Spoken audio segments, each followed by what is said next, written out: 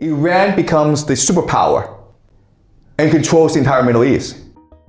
Pekində dərs deyən tarix müəllimi qısa müddətdə internet fenomeninə çevrilib. Şüeçin Jiang adlı müəllim keçmiş hadisələrə əsaslanaraq gələcəklə bağlı proqnozlar verir və bu proqnozlarını 2 milyondan çox izləyicisi olan YouTube kanalında paylaşır.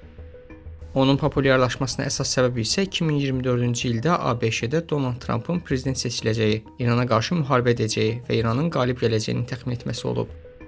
İlk iki təxmini doğru çıxan Jiang bildirir ki, münaqişənin gedişi üçüncü proqnozunun da reallaşacağını göstərir. Onun sözlərinə görə İran uzun illər bu müharibəyə hazırlaşıb və nəzarətindəki proksi qüvvələr, Hizbullah və Husilər vasitəsilə Amerikanların zehniyyətini öyrənib.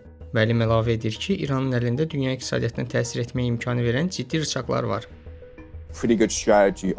Onların Amerika imperiyasını zəiflətmək və nəticə etibarilə məhv etmək üçün çox yaxşı strategiyası var. Onlar hazırda bütün dünya iqtisadiyyatına qarşı müharibə aparırlar.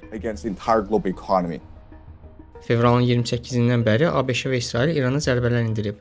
Bu hücumlar nəticəsində ölkənin ali lideri, yüksək rütbəli təhlükəsizlik rəsmiləri və digər şəxslər, eləcə də 1300-dən çox mülki şəxs həlak olub. İran isə cavab olaraq İsrailə və ABŞ hərbi bazalarının yerləşdiyi Fars körfəzi ölkələrinə raket və dron hücumları həyata keçirir.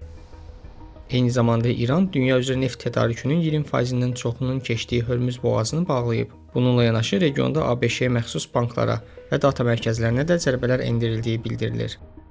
Mövcud vəziyyətdə ABŞ rəsmiləri münaqişəni bitirməkdən çox İrana quru qoşunları yeritmə ehtimalını da istisna etmirlər. Ekspertlər isə xəbərdarlıq edir ki, belə bir addım ABŞ üçün İraq və Əfqanistan müharibələrindən daha da ağır nəticələr doğura bilər. Bu axmaqlıqdır. İran bizi parça-parça edər. Biz heç İraqı işğal edə bilmədik. Halbuki İraq İranın 1/3 boydadır və İraq düzənlik idi. İran isə dağlıq ərazidir. İraqda relyef bizim xeyrimizə idi və biz yenə də biabır olduq. Jiang'ın fikrincə isə müharibə hələ uzun müddət davam edəcək və başa çatdıqdan sonra dünya əvvəlki kimi olmayacaq.